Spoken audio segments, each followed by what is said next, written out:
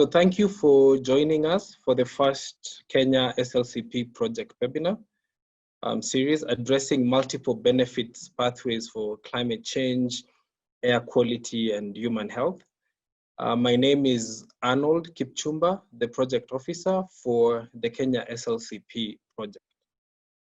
Before we proceed, I would like to cover a few housekeeping topics.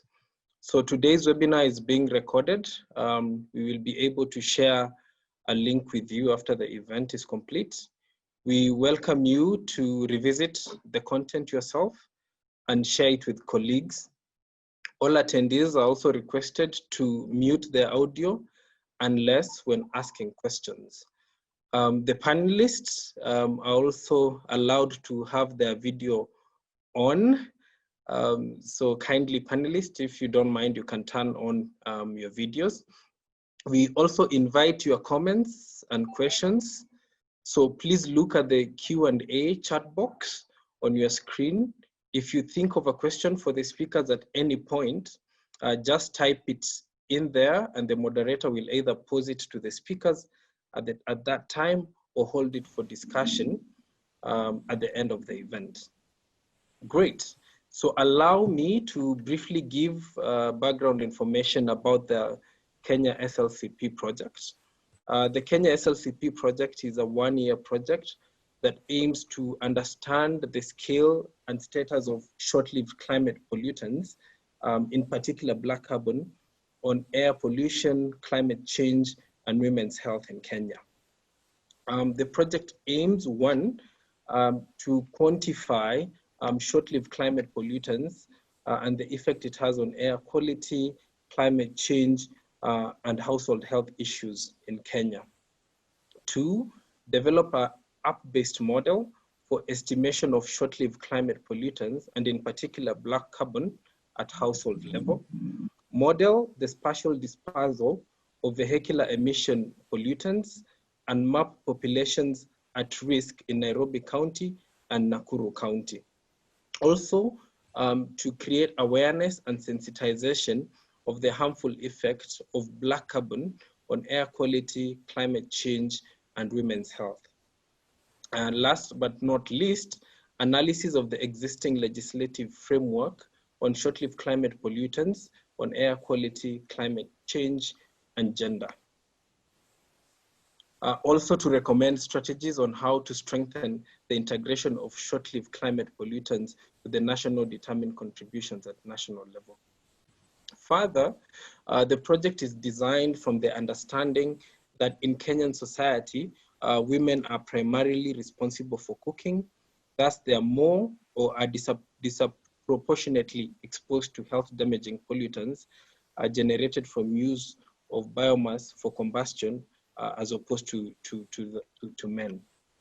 The project is being implemented by Joyful Women, Kenya Meteorological Society, Friedrich Ebert Stiftag, who will be mobilizing civil society organizations, Council of Governors, this is with regard to the subnational entities, with generous funding from Climate Works Foundation. This project is being implemented in 8 counties, namely Nakuru, Nairobi, Murang'a, Nandi, Makueni, Kajiado, Taita Taveta, and Garissa County government. So I will give a brief background about the webinar today. So taking fast, ambitious action to reduce short-lived climate pollutants is vital to reducing the rates of global warming and keeping temperature rise below 1.5 degrees Celsius. The ambition that all countries signed on to as part of the Paris Agreement. So this webinar today will focus on the insights of the National Cooking Sector Study and best practices in measurements and analysis of black carbon, the linkages between exposure of black carbon emissions and cardiopulmonary morbidity and mortality. Also addressing black carbon emissions inventories and options for Kenya to incorporate targets, policies, and action on short-lived climate pollutants into their updated national determined contributions. It will also highlight the many climate, health, development gains that can be achieved by focusing on these highly potent but short-lived gases, which include methane, tropospheric ozone, black carbon, and HFCs. So at this time, I'm going to hand over the floor to Rehema Kimulu, who is going to moderate the next session and invite the panelists. Rehema is a renowned advocate for climate and energy interventions within the energy, food, and water nexus. She has been engaged in various fora, both locally and internationally, and is passionate about clean cooking interventions in sub-Saharan Africa. She's currently consulting on a few projects, including offering fundraising support towards SMEs mass production of biomass briquettes, contributing towards the launching of the upcoming Energy Month and other business development activities. She holds a master's degree in energy policy from African Union Pan-African University Institute of Water and Energy Sciences, including climate change. So welcome, Rehema Kimulu, for the next session. Thank you very much. Can you all hear me? All right, great. Welcome to the webinar. I'm glad and pleased to be here and honored to be among a group of fellow enthusiasts. So moving forward, without further ado, to begin our session, we'll have Professor Wilkista Muturi. She is an Associate Professor of Environmental Health at Egerton University, Department of Environmental Science, and she holds a PhD in Environmental Science from the University of California, Davis. So her topic will be looking into best practices in the measurement and analysis of indoor air pollutants, focusing on black carbon. And the questions she'll be responding to are, what sampling, monitoring protocols and methodologies are best suited for this kind of research? Are there preferred household SLCPs emissions monitoring gadgets? Do biofuels, on biofuels, we're talking about split logs, twigs, charcoal, briquettes, maize cobs, and cow dung, emit the same quantities of SLCPs per unit mass?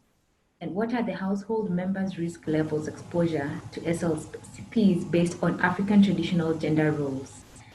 In addition, she'll also look into the exposure to black carbon emissions and health.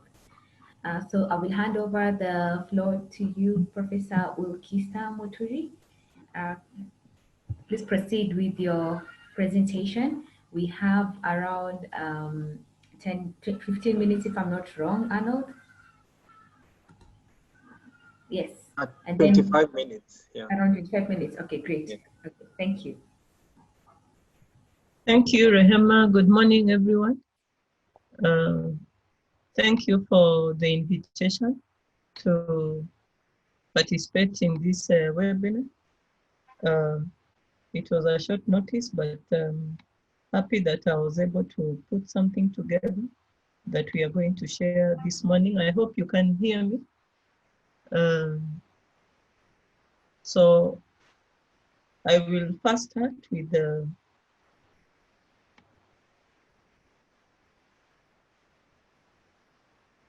questions that had earlier been asked to address. Then I will go to the health aspects. Just like it has been introduced, black carbon. It's a type of primary carbonaceous aerosol, and we know that it is emitted during incomplete combustion of fossil fuels and even the biomass that it's normally used in the developing countries. We know that it has a very short atmospheric lifetime, ranging from a few days to a few weeks. And it is the one that gives soot its black color. And I thank those who conceived this project because this is an area that has been overlooked for quite a while, because we know that even traditionally when women get married, they test how good they are as wives by being first introduced into a very smoky kitchen, using firewood, even sometimes where they can afford other sources of fuel, just to see how versatile or how hardy the wife to be will be. And you find that most communities, they think maybe that is a test to ascertain how good a wife that woman is going to be. So there are a lot of scarcity of data regarding black carbon emissions. And that sometimes it's not only because there are lack of researchers, but it is the complexity that is related to measuring the emissions because of the nature of the heterogeneity of the pollutants that are released during the combustion of biomass fuel. And in a moment, we are going to look at some of the methods and some of the limitations, and hopefully SLCP will be able to pick out some aspects that they can be able to use when they will be carrying out their analysis for the various biomass fuels. So straight away, I'll go to sampling. When you talk about sampling of black carbon, then you are thinking about particles that are quite small, and in many cases, they are being, in place of the PM 2.5, they are now preferring to even use the black carbon because it is now a good indicator of indoor air pollution. So here you are thinking about filters that will need to capture those black or those small particles of black carbon. You need to think about the medium.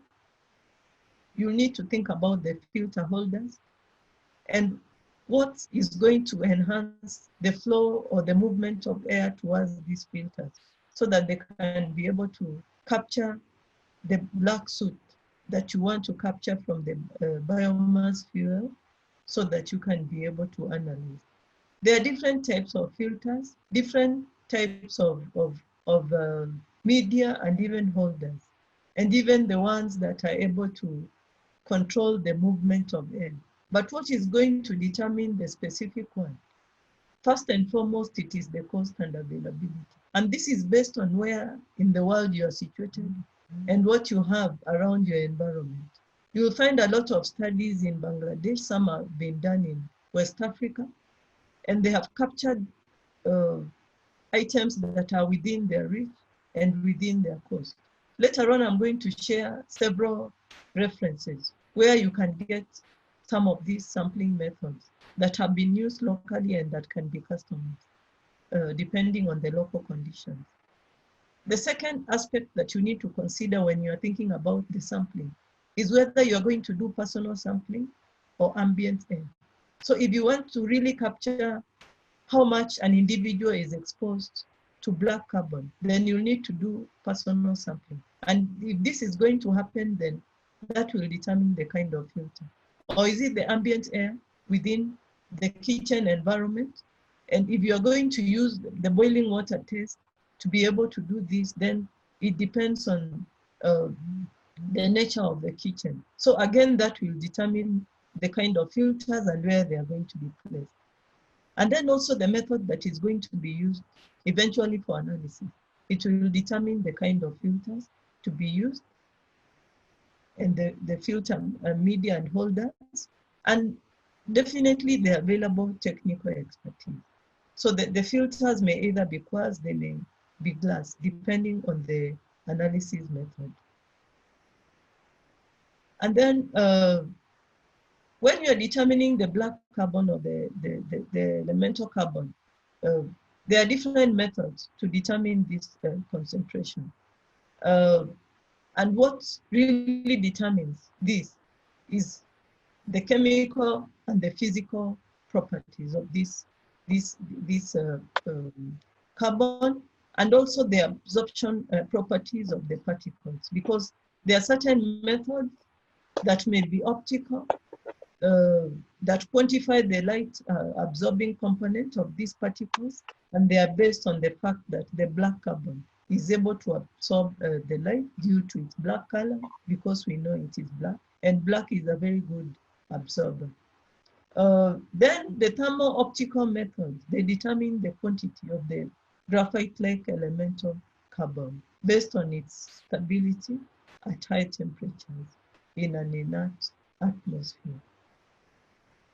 So there are several methods that have been given, and this is just to highlight some of the ones that have been used by various researchers. The cell phone based system, this one requires a normal maintenance of a cell phone or camera. This one has been used in West Africa, where you require a smartphone with both internet access, and the accuracy is low to medium. So it depends, the accuracy, it depends on what or how you want to use this, the data that you acquire. So for the low and medium, it's mainly for household, to monitor household air pollution. Then there's another method for smoke stain reflectometer. This one has medium to high accuracy, and it requires a computer. It does not require a computer, and it may operate on a battery. Then there's the other method of Sunset Laboratory Carbon Analyzer that has a very high accuracy, and especially if you are going to conduct analysis where you want to look at how it affects, it acts as a greenhouse gas and how it affects climate, this may be recommended. But for the low to medium methods, it is mainly to ascertain or to measure the household air pollution or indoor air pollution. There are other methods that have been used and that are documented by Elberton et al. Also, that have been used in different parts of the world. And just to note that normally they measure a combination of several aspects of different components of carbon, from black carbon to elemental carbon and to organic carbon. And you can see that the techniques that are used and the units that are used, it depends on the kind of filters that are used and the kind of techniques that are used to capture each of the components of this carbon. So I'm going to give the references that where you can capture these methods. And I'm sure as you begin this project, you'll be able to come up with the best method available for each of the local, the 8 study areas that you indicated.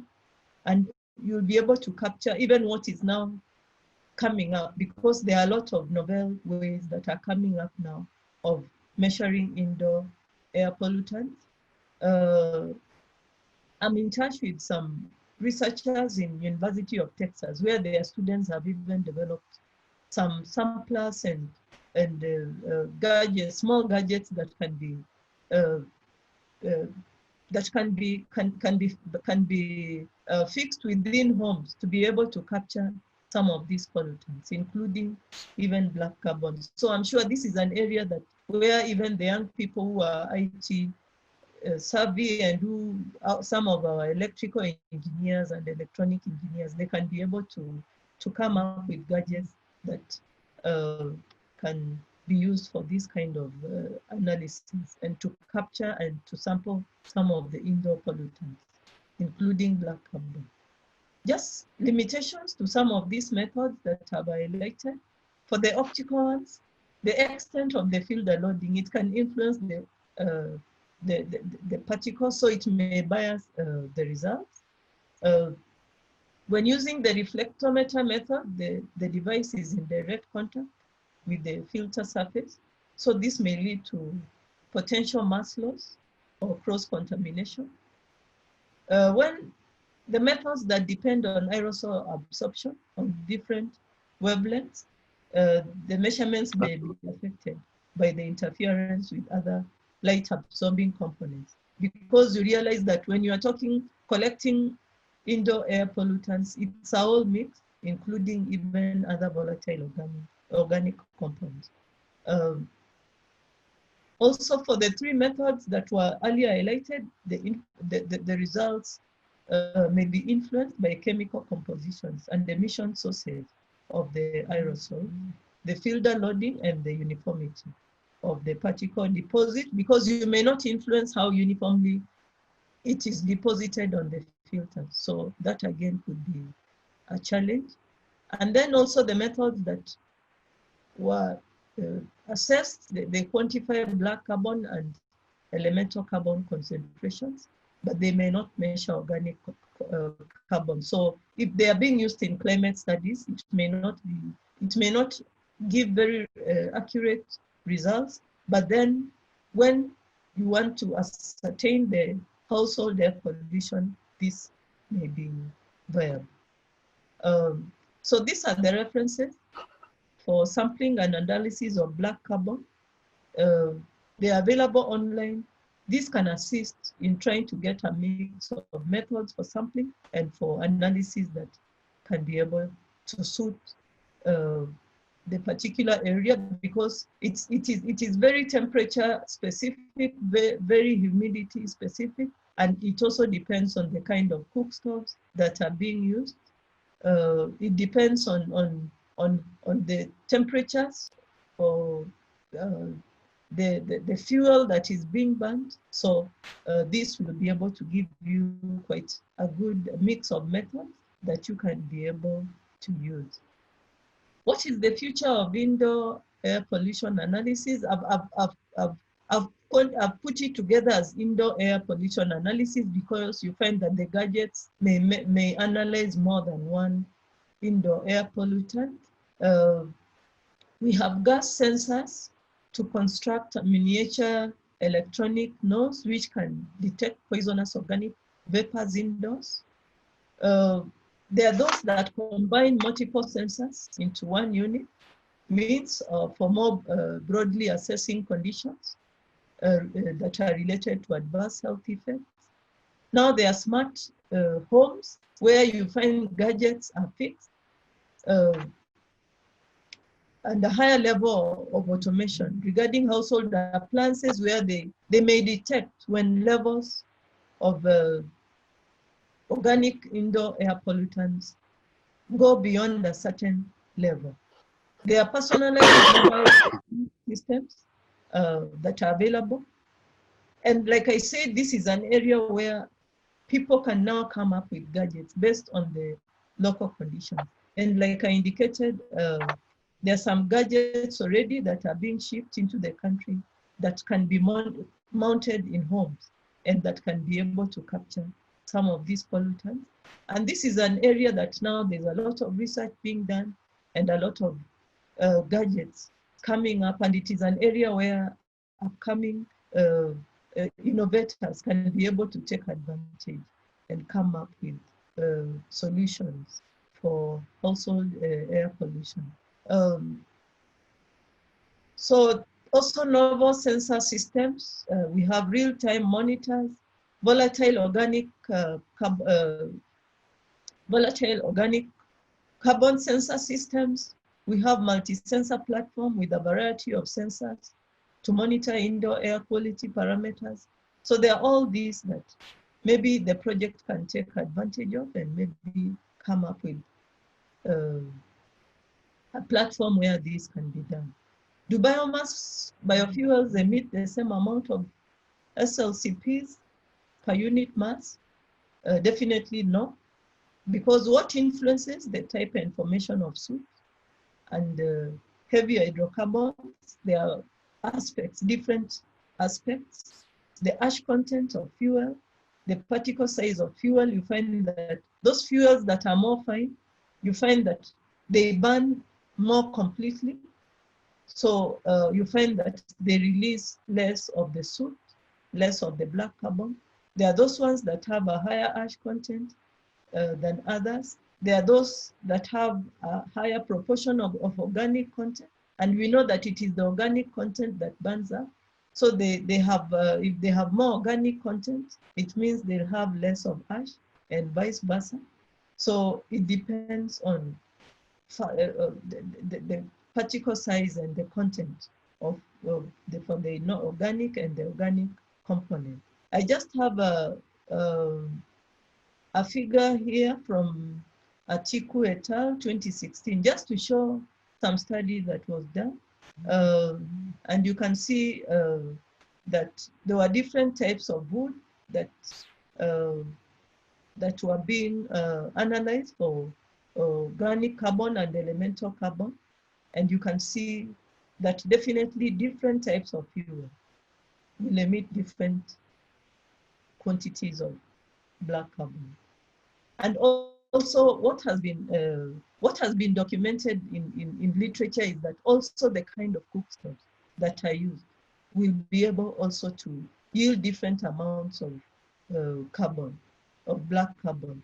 So we may say that fuel A is better, but maybe if it is burnt in a particular type of fuel stove, it may yield less black carbon. If it is broken down into smaller particles, there may be more complete combustion such that it yields less of black carbon. So it depends on very many factors, and that needs to be taken into consideration as you embark on your studies, that you take that into consideration. So these are some of the results that have been obtained from elsewhere, but definitely all the different types of biomass fuels do not release the same amount of smoke. And it also, sorry, not smoke, but black carbon. And it also depends on how dry they are. Those that are seen to be less dry, they release more black carbon than those that are dry. So there are so many aspects that need to be looked into. Also, members' risk levels, exposure to SLCPs.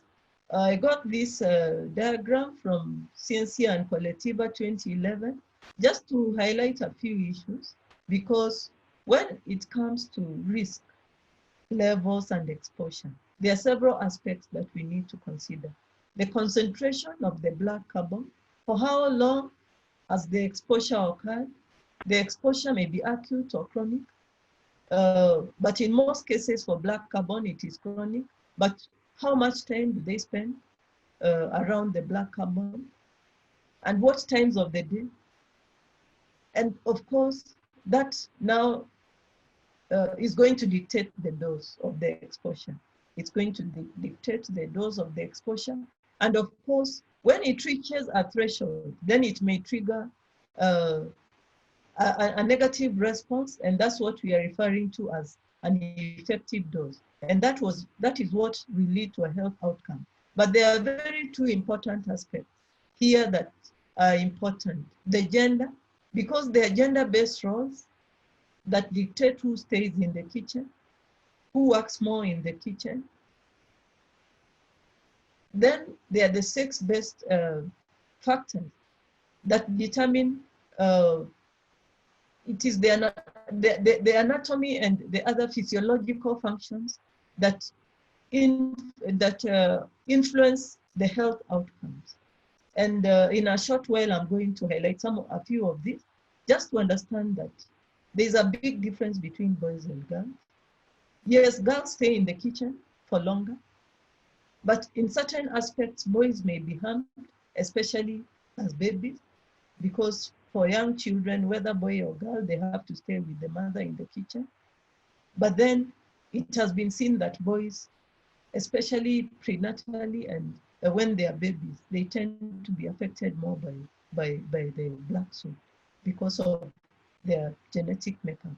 But the girls stay longer in the kitchen because later on they continue being in the kitchen. So with time, they end up being affected. So the gender-based roles, the behaviors of different genders will dictate the eventual health outcome. And the sex, because of the physiological makeup and the anatomy and other hormonal aspects that are related to the different sexes, male and female, then again that will dictate the health outcome. And saying that, this is what I was alluding to, that the sex-linked biological differences influence disease etiology after organ exposure. So, and then it is good to recognize that it is very difficult to single out and say this is due to black carbon or this is due to volatile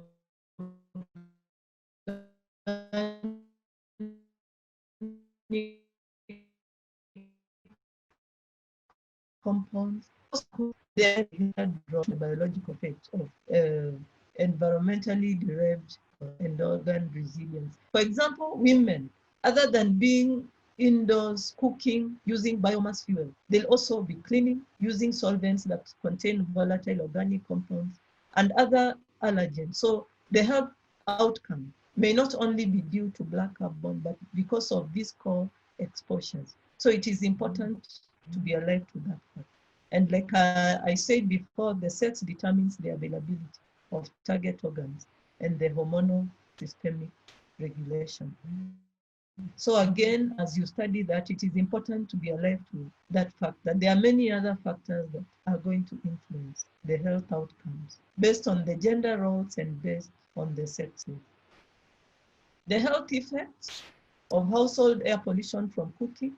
There are some statistics that I would want to give from WHO. 4.3 million premature deaths each year occur, and this is equivalent to 7.7% of global mortality. 1/4 of all global deaths from stroke have been linked to household air pollution. 17% of adult lung cancer deaths, 15% of deaths from ischemic heart disease, and almost 1/3 of all deaths from chronic obstructive pulmonary disease. This is in the low and middle income countries. And this can be directly or indirectly linked to household air pollution, of which black carbon is one of the components of household air pollution. And there are other facts that have been established from other studies that the use of solid fuels for cooking is associated with respiratory illness in girls, but not in boys. Why? Because definitely the gender-based roles of girls staying in the kitchen with their mothers.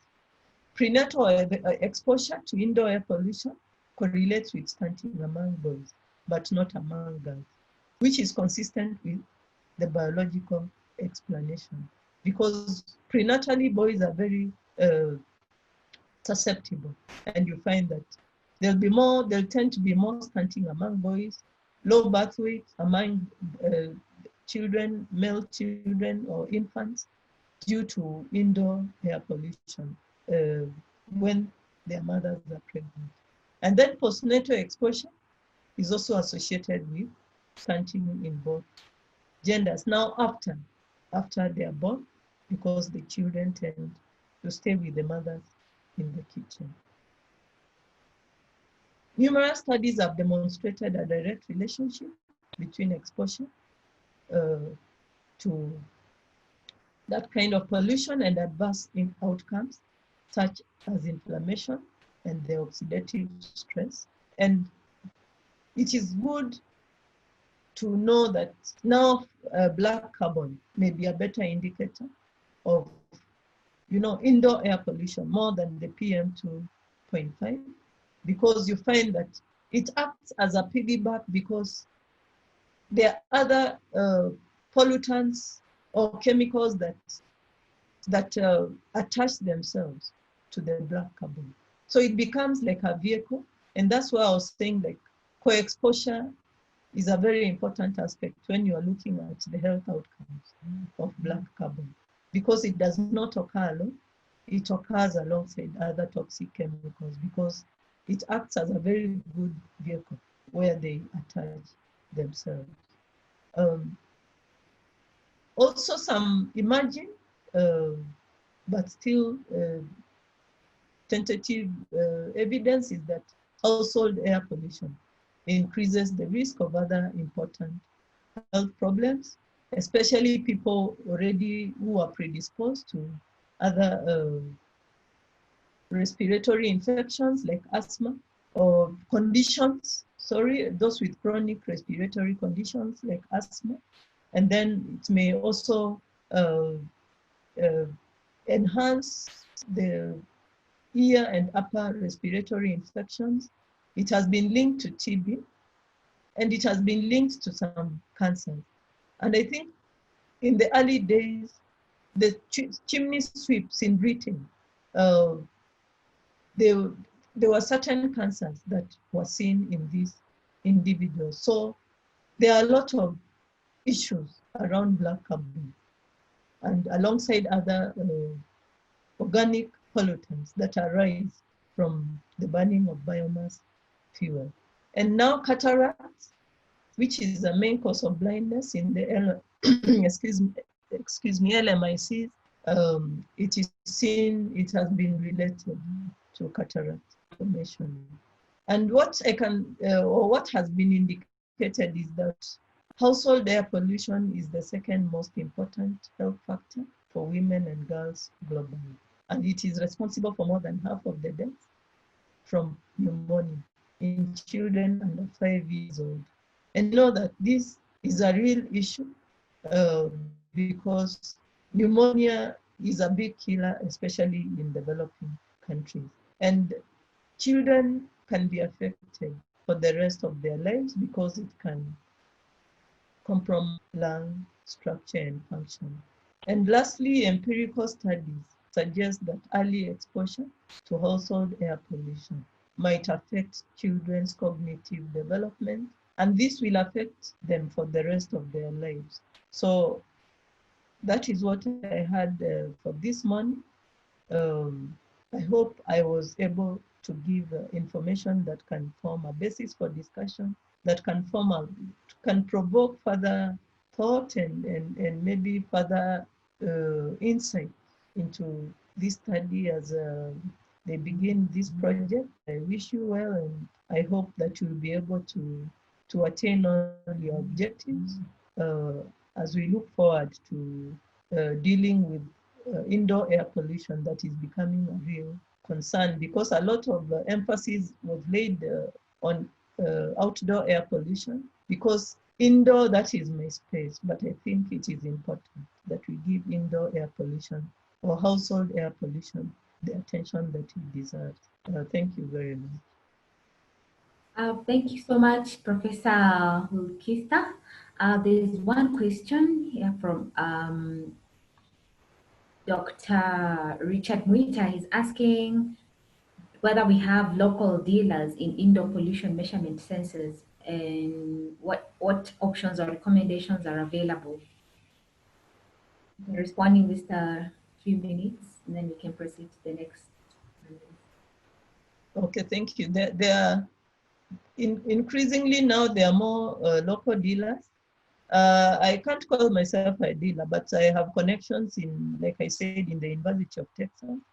And we are trying to see whether we can put up some of these gadgets, especially in households in the low income settings in urban areas.